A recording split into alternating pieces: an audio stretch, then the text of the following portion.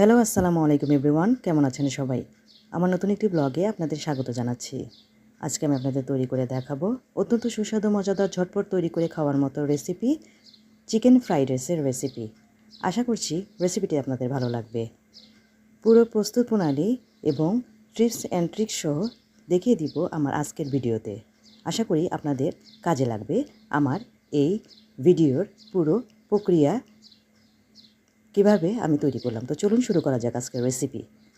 এখানে আমি chicken fried rice তৈরি করার জন্য প্রথমে আমার এখানে লাগবে মুরগির বুকের মাংস। এখানে আমি মুরগির বুকের মাংস নিয়েছি। একটি বুকের মাংসই আমি কাজে লাগাবো, তাই ভালোভাবে ধুয়ে পরিষ্কার করে নিচ্ছি এবং এগুলোকে টুকরো করে কেটে নিচ্ছি চিকেন ফ্রাইড রাইসের উপযোগী করে। এখানে আমি চিকেনগুলোকে টুকরো টুকরো করে কেটে নিয়ে ভালোভাবে ধুয়ে পরিষ্কার করে পানি ঝরিয়ে নিয়েছি। এখন একটি পাত্রে নিয়ে নিলাম ম্যারিনেট করব মশলা দিয়ে।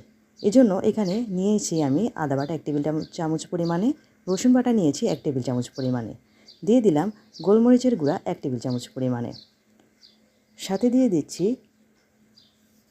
লাল মরিচের গুঁড়া 1 টেবিল চামচ পরিমাণে,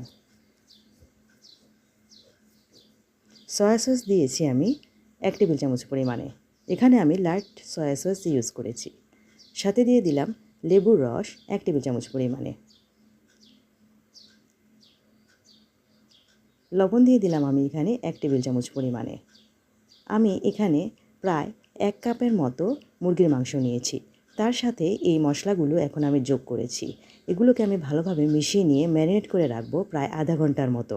এতে মাংসের মধ্যে মশলাগুলো ভালোভাবে ঢুকে যাবে এবং খেতে ভালো লাগবে এবং জুসি একটা টেক্সচার আসবে মাংসের মধ্যে। এখন আমি চিকেন ফ্রাইড রাইসের জন্য কিছু সবজি নিব। এখানে আমি লাল এবং সবুজ রঙের ক্যাপসিকাম নিয়েছি, সাথে নিয়েছি 2টি গাজর এবং একটি পেঁয়াজ। সবগুলোকে এখন আমি কেটে নিচ্ছি কিউব করে।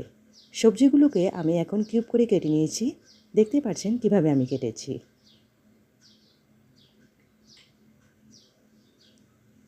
এখানে আমার সবগুলো সবজি প্রায় হাফ কাপের মতো করে হয়েছে। সবজিগুলো কেটে আমি এখন রেডি করে নিয়েছি। এখন আমি ফ্রাইড রাইসের জন্য চাল রেডি করব। এখানে আমি একটি পাত্রে নিয়ে নিয়েছি প্রায় 2 কাপের মতো চাল। আপনারা আপনাদের পছন্দ অনুযায়ী যে কোনো টাইপের আতপ চাল নিতে পারেন। আমি এখানে চিনি গুঁড়া চালটা নিয়েছি। এগুলোকে ভালোভাবে ধুয়ে পরিষ্কার করে পানি ঝরিয়ে নিয়েছি। এখন চুলাতে একটি পাত্রে আমি গরম পানি বসিয়ে দিয়েছি। পানিটায় বলক চলে আসলে